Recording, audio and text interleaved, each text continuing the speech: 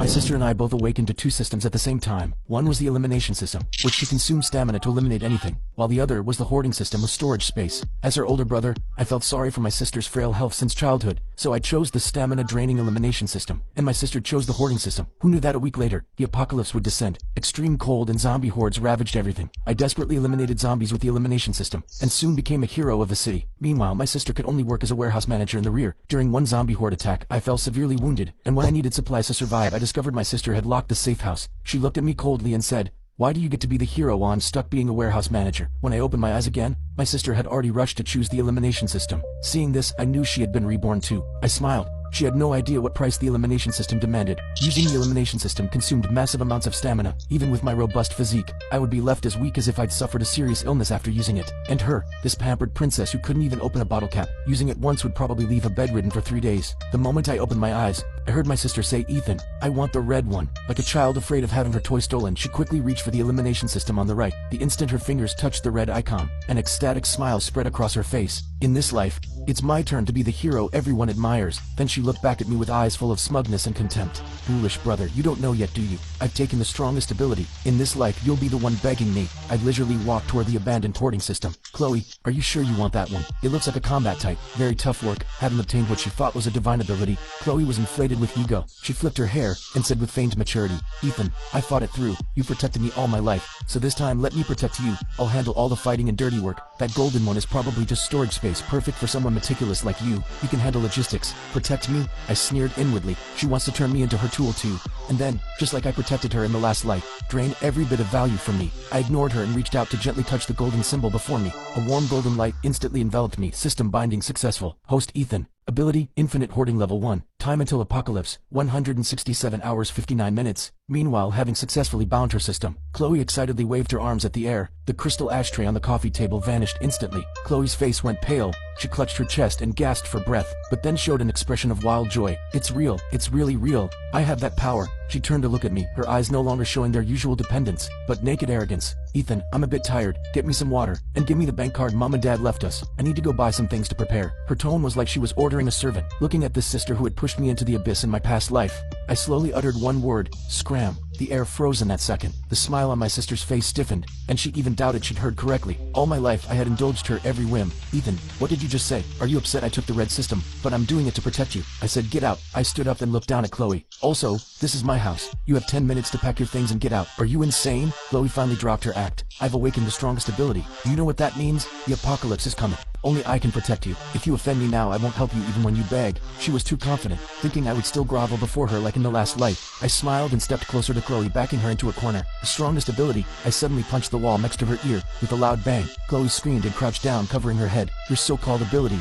is it just making your few shabby clothes disappear? Did you forget that your ability can only eliminate, not create food? In 7 days, the temperature will drop to -60 degrees. Without food or clothing, even if you can eliminate an entire building, you'll freeze and starve to death." Chloe's body trembled. She had indeed overlooked this problem, but she quickly stiffened her neck and shouted, "So what? I can take by force. Whoever refuses to give me supplies, I'll make them disappear. As for you, what use is guarding a broken warehouse? You'll still have to rely on me. Is that so? Then good luck to you." I was too lazy to waste more words on her. I walked to the door and yanked it open. "Now, immediately get out, or I'll have security drag you out. Don't forget, this is still a society of law. I can call the police for trespassing." Chloe looked at my resolute back, shock flashing across her face. "Fine, very well, since you're so heartless. Don't blame me for being ruthless. When the apocalypse comes, I'll watch you beg me with your pile of junk. Ethan, don't regret this." Chloe rushed into the room and haphazardly stuffed some clothes and jewelry into a suitcase, then dragged the luggage out the door in a fury. Before leaving, she glared at me viciously. "In this life, I'll make you die like a dog before my eyes." The door slammed shut. I leaned against it and let out a long breath. Step 1. Severed ties complete. Without this ungrateful wretch ready to backstab me at any moment, I could finally go all out. Then I took out my phone and checked the time. January 15th, 2026, 10 a.m. Exactly 7 days until the apocalypse. I listed the house I owned, worth about $8 million, online at a 20% discount. Combined with the inheritance from our parents, that made about $11 million. To build a doomsday fortress that could withstand -70-degree cold and zombie hordes, plus stockpile enough supplies for several lifetimes. This money wasn't even close to enough. Then I called the bank and mortgaged my company shares and current house. I also made calls to several private lenders, and maxed out all major online loan platforms and credit cards. Like a crazed gambler, in just one afternoon, I had $16 million in liquid funds. That should be enough. Looking at that dizzying string of numbers in my bank account, I felt no excitement,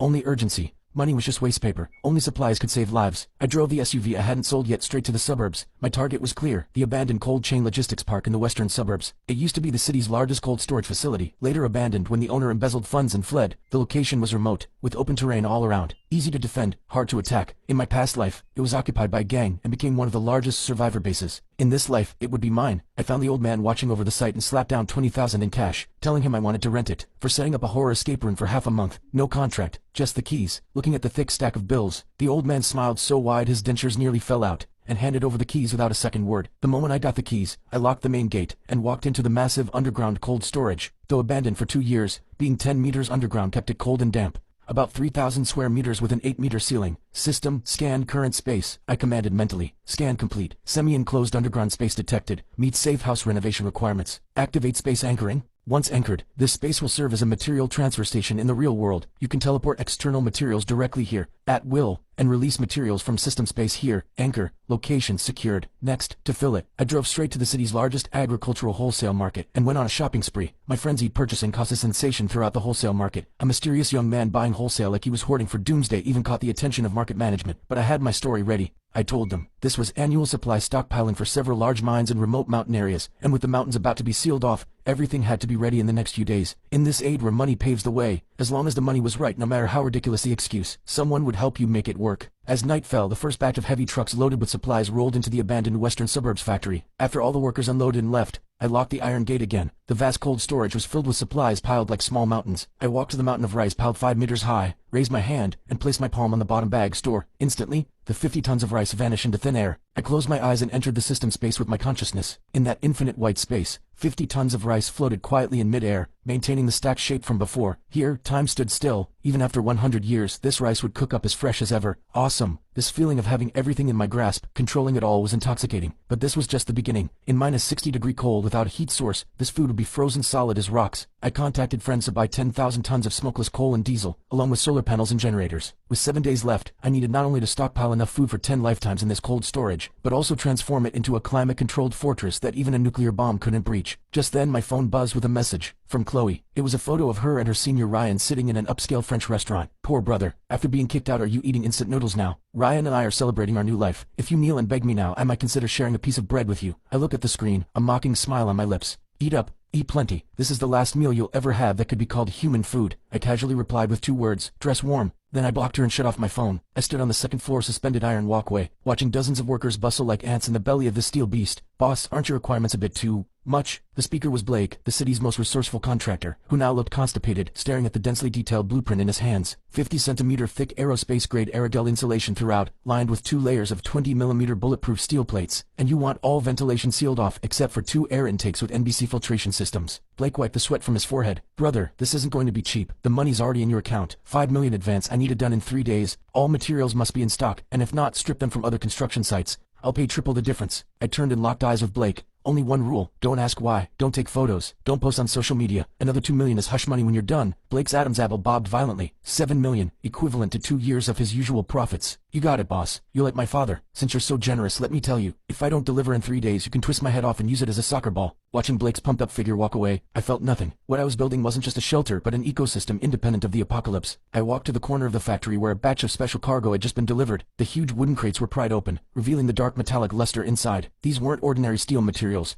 but high-voltage electric fence generators and military-grade blast-proof glass obtained through special channels. In the early apocalypse, the most terrifying thing wasn't zombies but human nature. When hunger and cold turned people into beasts, ordinary roll-of-doors were as fragile as paper before mobs. System, store all these building materials and adjust their positions according to the blueprint. During the workers' dinner break, I lightly touched the heavy blast-proof glass, and dozens of tons of materials vanished instantly. Then under the system's precise control, seamlessly embedded themselves into the skylight positions at the top of the factory. As the last construction vehicle drove away, the massive iron gate slowly closed. Standing in the center of the steel fortress that was completely mine, looking at the room full of supplies piled like mountains. Not enough. Far from enough. I checked my phone balance. Less than 500,000 left. My purchasing power through legitimate channels was exhausted. Next came the night of $0 shopping. 2 a.m. at the East Harbor Bonded Logistics Center. This was the city's largest import-export distribution hub, with tens of thousands of shipping containers stacked like building blocks at the docks. filled with premium goods from around the world. That night, I practically emptied half the bonded zone's high-value warehouses, until a slight stabbing pain in my brain warned me of mental energy overuse. I reluctantly stopped, just as I was about to leave. A sudden roar of engines shattered the night silence. Several black modified SUVs roared into the port, stopping in front of a concealed warehouse not far away. The car doors opened, and a dozen tattooed thugs got out. A bald man in the lead was loudly berating his subordinates. "Move the stuff, hurry up. Dragon said the shipment must be moved tonight." The authorities had been watching closely. The boxes they were moving bore prominent hazardous material warnings. I narrowed my eyes, and activated the system's long-range scanning. Scan results: TNT explosives, detonators, industrial nitric acid, munitions. My heart skipped a beat. This was a smuggling point for the Black Shark Gang, the largest local criminal organization. Looking at that TNT that could not only blow up zombies but breach any defensive fortification, I licked my lips. This is a gift delivered right to my door. With these explosives, I'll have my final trump card. Since I'd stumbled upon it, I wouldn't be polite. I quietly used the system space's properties to circle to the back of the warehouse, and placed my hand on the thin color steel plate wall. This distance was perfectly within the system's collection range. System, lock onto all explosives inside the warehouse and collect them all. The thugs moving cargo inside only saw a flash, and the heavy boxes in their hands suddenly vanished. The air suddenly went silent.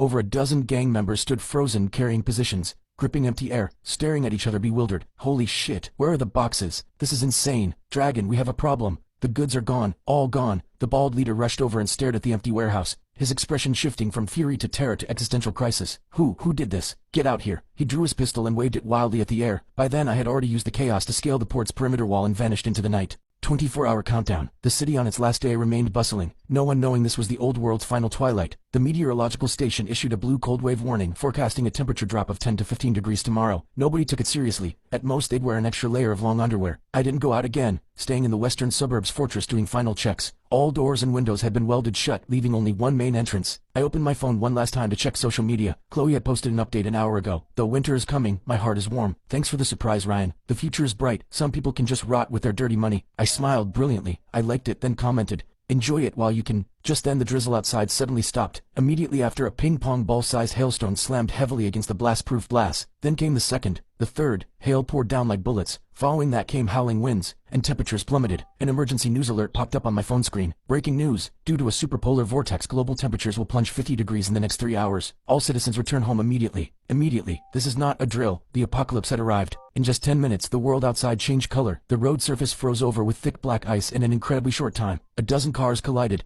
instantly bursting into flames, but before the flames could spread, the extreme cold suppressed them, freezing them in an eerie state. People inside the cars tried desperately to push open the doors, but they were frozen shut. Someone smashed a car window and climbed out, but the moment they touched the outside air, it was like all their heat was drained. Their movements instantly stiffened, their terrified expression frozen on their face, turning into a lifelike ice sculpture. The indoor thermometer showed the outside temperature had dropped below -30 degrees, and was still falling at 1 degree per minute. Inside the safe house, the temperature held steady at 24 degrees. I took off my jacket, wearing only a thin t-shirt, and popped a perfectly seared piece of Wagyu into my mouth. Comfortable. Meanwhile, in a high-end apartment downtown, Chloe wrapped herself in her newly bought cashmere blanket, still shivering uncontrollably. Just now, the entire complex's heating system had collapsed due to burst pipes, and the temperature inside had dropped to -5 degrees. Though not yet fatal, for the pampered Chloe this was already hell. "Ryan, think of something. We're going to freeze to death." She pushed Ryan beside her. Ryan was also freezing badly, frantically layering all his clothes on. "Stop nagging. I'm cold too. This damn weather changed so suddenly. Quick, find some heat packs. The heat packs are in that box." Chloe pointed to the corner. They fumbled around, searching,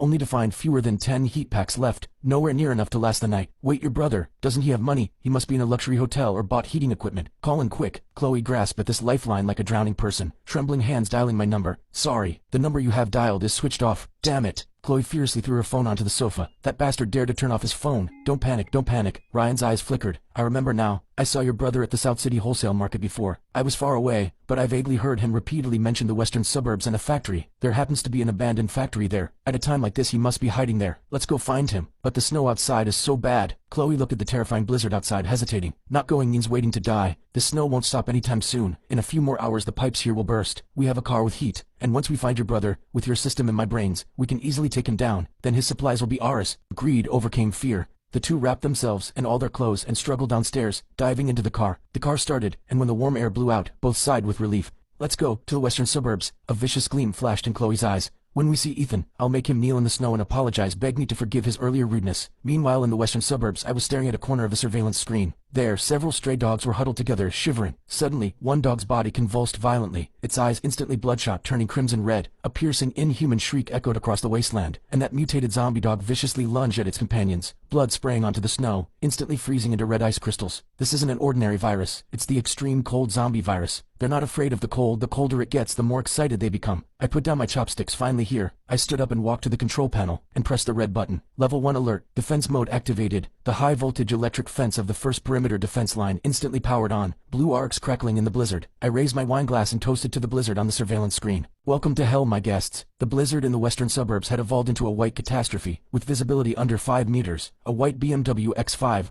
like a drunk, crawled with difficulty along the road where snow was already half a meter deep. Why aren't we there yet? Didn't you say it was only 20 kilometers? Chloe sat in the passenger seat wrapped in 2 down comforters. Still so cold her teeth chattered violently. Don't nag. Ryan's hands on the steering wheel had lost all feeling, covered in purple-blue frostbite. The GPS says it's just ahead. Damn it, I can't see the road at all. A crisp crack, and the car body suddenly sank, then stalled completely. The undercarriage was stuck on a hard chunk of ice in the middle of the road. The car's broken. Ryan desperately pounded the steering wheel, but his hand hit the ice-hard leather cover, making him grimace in pain. What? Chloe screamed. Do you want me to die here? Ryan, you useless piece of... Shut up. If you're so capable, you drive. Ryan exploded too, survival instinct overpowering his usual pretense. Get out. That dark shadow ahead should be the factory. We'll walk. The two had no other choice now. Staying in the car meant freezing to death. They wrapped the comforters tight and stumbled into the blizzard like 2 clumsy penguins. They felt like their lungs were freezing, every breath a slow torture. 500 meters, usually a few minutes walk, took them a full half hour. When that steel beast of an abandoned factory appeared before them, the two practically crawled on their knees to the main gate, but the sight before them left them stunned. This wasn't an abandoned factory, this was clearly a steel fortress. The originally dilapidated red brick walls were completely covered with silver-gray metal plates. Chloe rushed to the massive solid steel gate, frantically pounding on the door. Ethan, I know you're in there. Open the door. Ethan, it's Chloe. I'm freezing to death. Please let me in. Ethan, it's Ryan. We're family. How can you leave us to die? The two shouted themselves hoarse, but their voices were quickly swallowed by the howling wind. Inside, I sat on a massive leather sofa,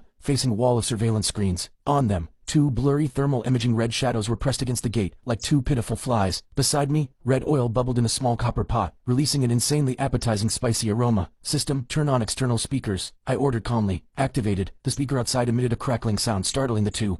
Then, a lazy, calm voice with a hint of amusement rang out through the blizzard. Who is it? Don't you know disturbing people in the middle of the night is illegal? Hearing this voice, tears instantly streamed down Chloe's face. Ethan. It's me, your sister. Open the door. It's freezing out here. We're dying. Sister. Huh. My voice remained unhurried, accompanied by a slurping sound. Tisk. This duck intestine is slightly overcooked. Who did you say you were? Outside, Chloe nearly choked. I'm freezing like a dog out here and you're eating hot pot inside. And duck intestine no less. That damn delicious smell made her mouth water instantly, her stomach growling traitorously. Ethan, stop playing dumb. I know you can hear me. I'm Chloe, your only sister. Open the door now. Once I'm inside, I'll explain everything about before. It was all a misunderstanding. Misunderstanding? I put down my chopsticks, picked up the microphone, and looked at that distorted face on the screen, my gaze suddenly cold. Telling me to swim was a misunderstanding, or was saying you'd make me die like a dog in front of you also a misunderstanding. That was just anger talking. Chloe panicked. Ethan, you're a man. Why are you so petty? I was wrong before. I'm apologizing now. I'm sorry, okay? Now open the door. This wasn't an apology. It was a command. In her mind, as long as she lowered her head and said those 3 words, I had to forgive her. That had been the rule for 20 years. Too bad the rules had changed. If apologies worked, what would we need police for? I sneered. Why don't you try your strongest ability? Don't you have the elimination system?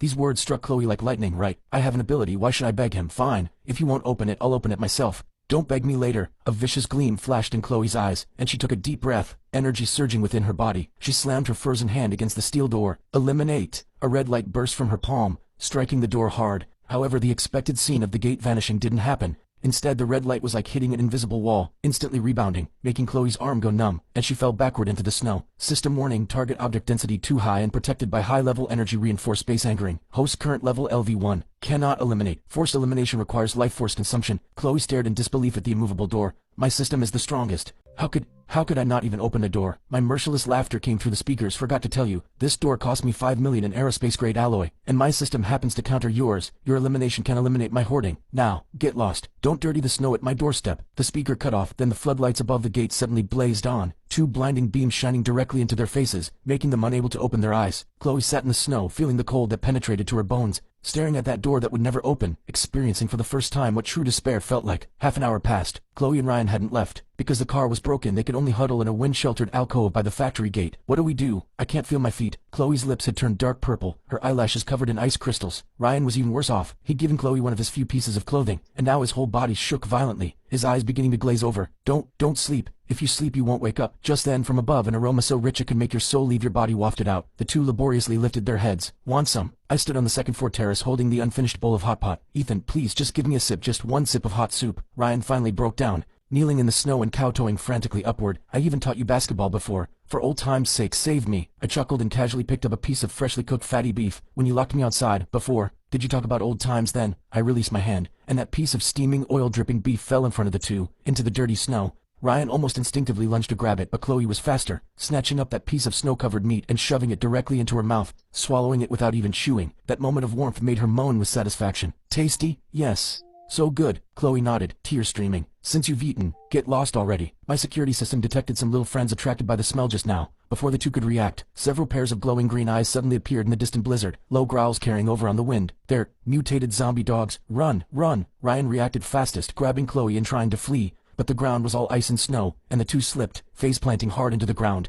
The first zombie dog lunges forward, its gaping maw aimed straight for Ryan's thigh. Help! Ethan, help me! Ryan lets out an ear-piercing scream as he desperately kicks at the dog, but the creature feels no pain. In this critical moment, a flash of viciousness crosses Ryan's eyes. He suddenly grabs Chloe beside him and shoves her forcefully toward the dog's mouth while rolling away to safety. What are you doing? Chloe screams in terror. The reeking jaws are about to tear into her neck. In the split second between life and death, survival instinct conquers fear. Chloe locks eyes on the lunging dog's head as the red icon in her mind flashes frantically. She roars in her mind, eliminate. The massive Tibetan Mastiff's head is completely erased just 1 centimeter from Chloe's nose. Only a headless corpse crashes down heavily onto Chloe, nearly crushing the air from her lungs. Host eliminated Tier 1 mutant. Experience gained, 10 points. Stamina depletion warning. Chloe feels her strength draining away, her vision goes dark and she nearly faints, but she has survived. This little show is getting interesting. I lower the binoculars, amusement flickering in my eyes. Since you don't want to leave, let me point you towards salvation. My voice echoes out again, carrying a demonic persuasion. 200 meters east, there's a security booth. That's your only chance of survival tonight. With that, the window shuts completely, leaving only two figures trembling in the darkness, and more green eyes gathering around them. Move! To the booth. Chloe shoves the dog corpse off and staggers to her feet. She doesn't even glance at Ryan. She remembers that shove. In the final second before the zombie hounds close in, both of them scramble desperately toward the dilapidated security booth. The booth is tiny and drafty. They barely manage to block the windows with discarded planks and old newspapers. Chloe, are you okay? Ryan edges closer, trying to take her hand with a flattering smile. Just now, I was trying to push the dog away, not you. Don't misunderstand. After that ordeal, her innocent facade finally cracks, revealing the selfish, cold nature beneath. Don't think I don't know what's in your head. Ryan, from now on if you dare lay another hand on me, I'll make your head disappear just like that dog's. Ryan freezes, a flash of resentment in his eyes, but he quickly masks it. He knows Chloe now wields that terrifying elimination system. Killing him would be effortless for her. He can only endure. Meanwhile, in the safe house, I hold a tablet in my hands. Though the public network is down, my military-grade satellite receiver still picks up global signals. News from around the world scrolls across the screen.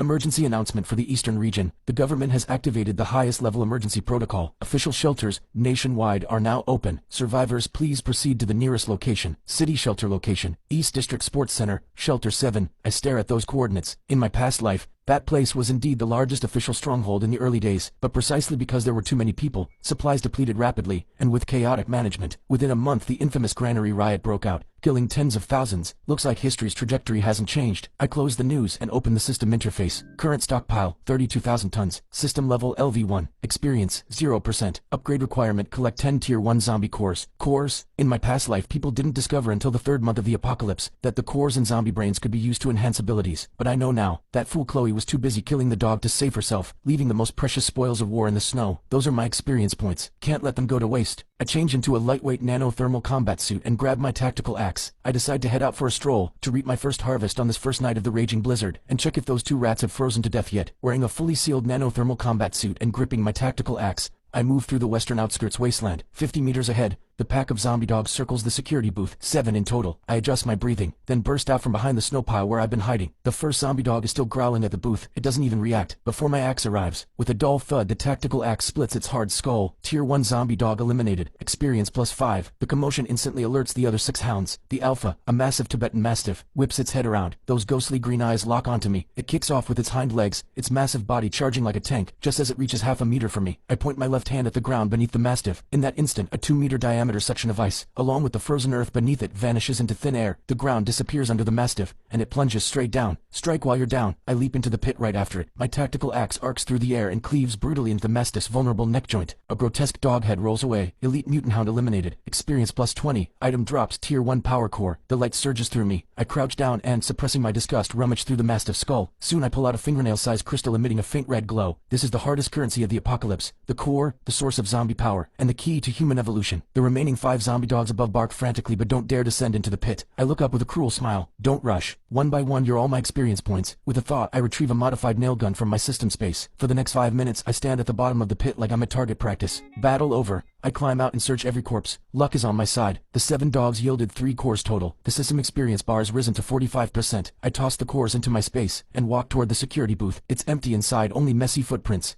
and a line carved into the wall with fingernails. Ethan, you'll pay for this. Heh, quite the survivor, aren't you? I sneer dismissively. I'm not worried about what these 2 insignificant pawns can do. In this apocalypse, living is often more painful than dying. Since they've gone to the official shelter, let them enjoy their rewards there. That's the real living hell. I turn and leave, my silhouette disappearing into the blizzard. This outing confirms one thing. In this world where all rules have collapsed, as long as you're ruthless and strong enough, this place is my playground, and my next target is Central Hospital downtown. Not only zombies await there, but also the antiviral serum I desperately need. While it can't cure the zombie virus, it can treat common fluid infections. Crucial in the early stages. Meanwhile, at the East District Sports Center, the place has been converted into a temporary shelter. Thousands of survivors crowd at the entrance. Cries, curses, and pleas for help blend into chaos. Armed soldiers maintain order with tense expressions. Don't push. Form a line. Temperature check required. Anyone with wounds, immediate isolation. Supplies are limited. 1 bowl of porridge per person per day. Want more? Join the search and rescue team. Chloe and Ryan blend into the crowd, utterly disheveled. Halt. What do you think you're doing? A soldier blocks the 2 trying to cut in line. I'm an awakened.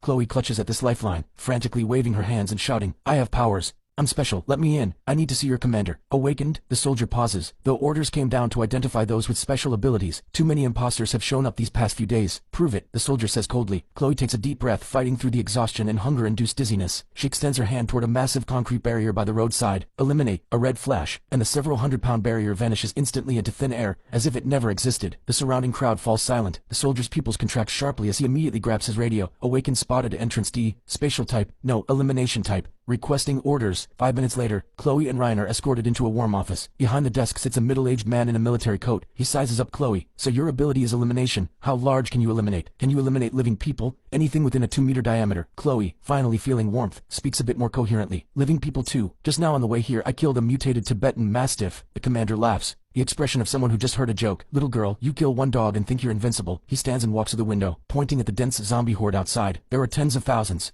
of zombies now. Your ability that exhausts you after a few uses is worth nothing on the battlefield. Chloe's face instantly stiffens. However, the commander's tone shifts as his gaze falls on the snow-covered runway outside. Your ability has a more suitable purpose. The blizzard has blocked the roads. Supply trucks can't get through. The airstrip is buried in snow. We need to clear a lifeline. Snow removal. Chloe feels utterly humiliated. I'm supposed to be the protagonist with a cheat system, destined to become the queen of the apocalypse, and you want me to be a janitor. I refuse. I'm an awakened. How dare you humiliate me like this? Refuse? The commander's smile vanishes instantly. No work means no food here. Even the awakened work for what they get. Fine, choose not to work, then get out and go back to the blizzard. He waves his hand. 2 soldiers beside him immediately step forward, their gun barrels rising slightly. Ryan's legs go weak with fear. He quickly grabs Chloe's sleeve, frantically signaling with his eyes. Chloe, don't be rash. Stay alive first. We'll figure it out later. Chloe stares at those dark gun barrels, then thinks of the hellish cold outside. Her pride shatters. I'll do it. She grits her teeth and lowers her head in humiliation. Half an hour later, Chloe's assigned to the Special Clearance Unit, number 098. Her job is simple. Stand in front of construction vehicles and continuously use her ability on the snow and debris ahead. Eliminate sections of snow walls. When one section disappears, the convoy advances. Each time she uses her power, her body feels completely drained. Faster. What's the holdup? The convoy behind is waiting. The supervisor bellows through a megaphone. Ryan, having no abilities, is assigned to the lowest tier transport team. His task is to carry those who froze or were bitten to the incineration pits. The stench there could knock someone out, plus there's constant risk of infection. But to survive, to get that half-moldy bun, he can only endure. Late at night, both collapse on the communal sleeping platform in the gymnasium. Hundreds of people are crammed here. The stench of sweat and feet mingles together. Chloe stares at her swollen, festering hands, tears streaming down uncontrollably. It wasn't supposed to be like this. She thinks of Ethan, of that warm fireplace. Ethan, you must be so pleased with yourself right now. Chloe grips the filthy blanket tightly, her nails digging into her palm. At this moment, the plaza in front of Central Hospital is packed with frozen zombies. These creatures aren't dead. The moment they sense a living person's body heat, they'll awaken instantly. System, activate stealth field. I expend a small amount of energy to form a thermal insulation layer around my body. Using my grappling hook, I climb directly to the third-floor window. The third floor houses the pharmacy. There are fewer zombies here. After dispatching a few wandering nurse zombies, I walk to the shelves. My hand sweeps across, and row after row of medicines vanish instantly. Halfway through my sweep, intense gunfire erupts from downstairs. I move to the window and look down. 2 modified armored vehicles ram through the hospital gates. 7 or 8 fully armed thugs are spraying gunfire at zombies. The vehicles bear the emblem of a black shark. Black Shark Gang, these guys again. Seems they've also realized the importance of medicine and came to loot under cover of night. What a coincidence. I chuckle coldly. I'm in no hurry to leave. Instead, I settle into a comfortable position by the window to watch the show below. The Black Shark Gang's firepower is fierce. They quickly clear a path and head straight for the lobby elevators. The gunfire is too loud. Not just the zombies in the plaza. Even zombies from several surrounding blocks are drawn here. Just as the Black Shark Gang rushes into the lobby, the floor suddenly explodes. A massive zombie over 3 meters tall with rippling muscles bursts up from below. Tier 2 mutant, Titan,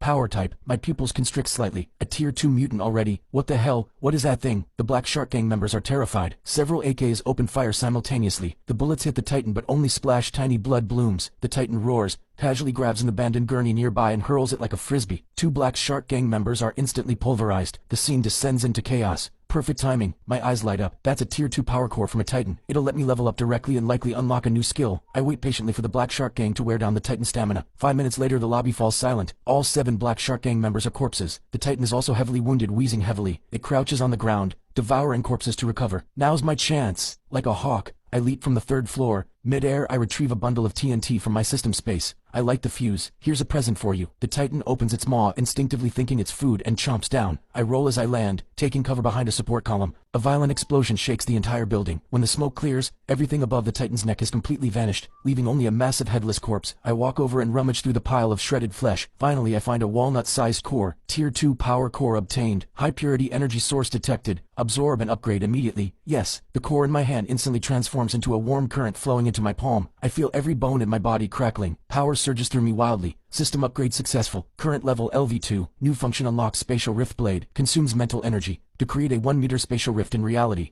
Ignores physical defense. Cuts through any object. Ignores defense. I look at my palm. With a thought, an ink-black line materializes at my fingertips. I lightly trace it across the heavy armor of a nearby armored vehicle. By cutting tofu, the hard steel plate splits open in a smooth line. I retract the ability with satisfaction and look at the 2 still running armored vehicles. They're loaded with supplies the Black Shark Gang scavenged over the past few days. Thanks, gentlemen. I wave at the corpses on the ground and absorb everything, vehicles and cargo, into my space. This hospital trip not only netted me medicine and a level up, but also a windfall. Day 15 of the apocalypse. Shelter 7. The air here no longer circulates. A sour stench and the moldy smell of despair permeate everything. The gymnasium that once held 50,000 people now houses fewer than 30,000. Order has collapsed. With the generators finally dying, the last glimmer of civilization has vanished. In the darkness, people are no longer people but starving beasts. There's no food left. Open the warehouse. The officers are hoarding everything while we're left to gnaw and bark. The riot erupts without warning. Thousands of starving survivors break through the guards' defense line and surge like a tide toward the core administrative area. Gunfire screams, and the sounds of tearing flesh merge into chaos. Chloe huddles in a corner of the bleachers, clutching a long, dulled snow shovel. This past week has been a living death. Her once fair hands are covered with frostbite and blisters.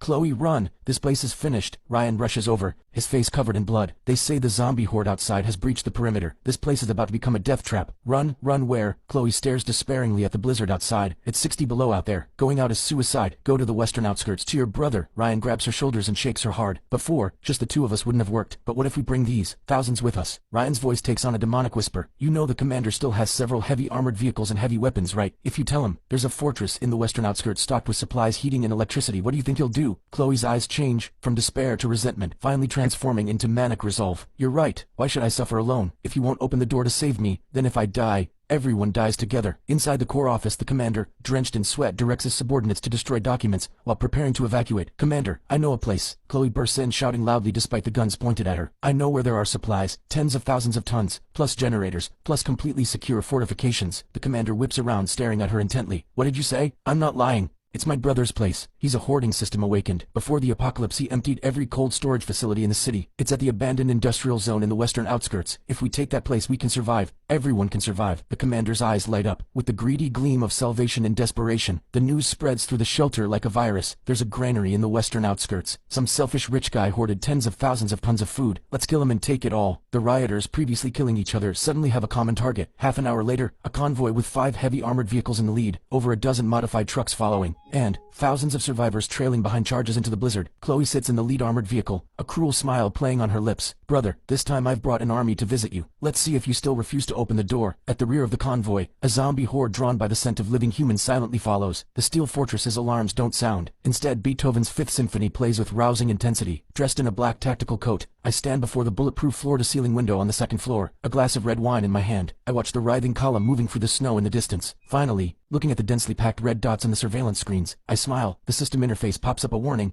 Large-scale hostile targets detected approaching. How flattering. I take a small sip of wine. I'm not worried in the slightest. If anything, I'm excited. These past few days at home I've been bored enough to rust. Apart from upgrading abilities and watching old movies, dancing on a razor's edge is the apocalypse's greatest thrill. The convoy stops 500 meters from the industrial zone. The commander's voice booms through a megaphone. Ethan inside, listen carefully. We are the official search and rescue team from Shelter 7. We are now lawfully requisitioning your supplies and shelter. Disarm immediately and open the gate. I chuckle into my microphone. You mean bandits? My voice drips with undisguised mockery. The commander's face darkens. He didn't expect such stubbornness. Those who refuse mercy get none. Chloe, didn't you say you could break through? Go up there and call out. Let's see what family bonds look like. Chloe is pushed forward. She stands atop the armored vehicle with a megaphone. Ethan, you're surrounded. Look at these people. They're starving. You're hoarding all these supplies alone. Doesn't your conscience hurt? Open the door now and everyone might remember your kindness. Otherwise, when we break in, you'll be torn to pieces. Torn to pieces? I shake my head. My finger rests lightly on a red button on the console. Little sister, you're still so naive. You think bringing all these people threatens me. You're delivering experience points. Open fire. The commander loses patience. An RPG rocket whistles toward the factory gate, but just as it's about to hit, an invisible barrier flares to life. The rocket ricochets as if hitting a mirror, bizarrely reversing course and shooting straight toward a nearby truck. The truck loaded with rioters is instantly blown to scrap metal. Return fire. Shoot. Countless bullets rain down on the walls like a storm, but only sparks fly. They barely scratch the paint. I snap my fingers. My turn. Then I press the button. Defense system sequence 2. Minefield activated. The snow beneath the rioters at the front suddenly collapses. Hundreds of mines detonate in succession. The snow instantly turns crimson. Hundreds of people simply vaporize, retreat, fall back. The crowd stampedes backward in terror, but those behind keep pushing forward. The scene instantly descends into complete chaos. Just then,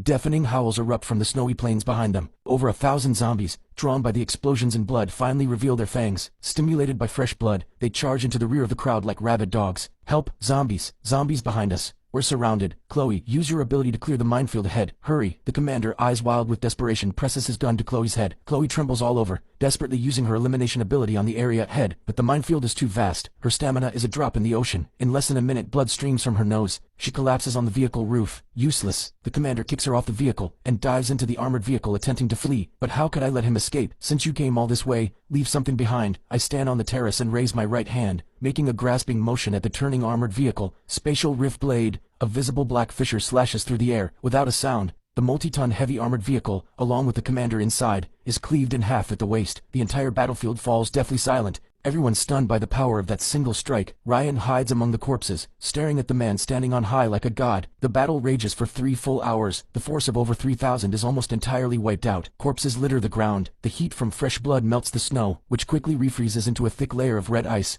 turning this place into a massive open-air morgue. The zombie horde has also been mostly cleared by my heavy machine gun. The blizzard stops. A pale moon hangs in the sky, illuminating this hellscape. Only 2 living people remain before the gate. Chloe and Ryan. Lucky for them, being kicked off the vehicle at the start and playing dead under the wreckage allowed them to barely cling to life until now. The gate slowly opens, tactical axe in hand. I walk toward them step by step. Chloe kneels on the ground, face covered in blood. I was wrong. I was really wrong. I was forced. The commander forced me to come. You know how timid I am. Right. They forced us. For the sake of our past relationship, spare me. I'll serve you like a slave. I stop 2 meters in front of them. Without a word, I retrieve a table and chairs from my system space. Then I pull out a small red clay stove. I light the fire, set up the pot, pour water, add the hot pot base. Soon the spicy aroma wafts through the air. I take out a plate of thinly sliced lamb and leisurely begin cooking it. Hungry, I pick up a piece of meat and blow on it to cool it. Chloe and Ryan's throats bob. Their eyes fill with longing but even more with fear. Let me have a bite, please. Chloe begs through tears. This scene is so familiar. I place the meat in my mouth and chew slowly. In my past life, I begged you the same way. Through that door, I begged you for a sip of water, even just an expired cracker. What did you say? Chloe trembles all over, too terrified to speak.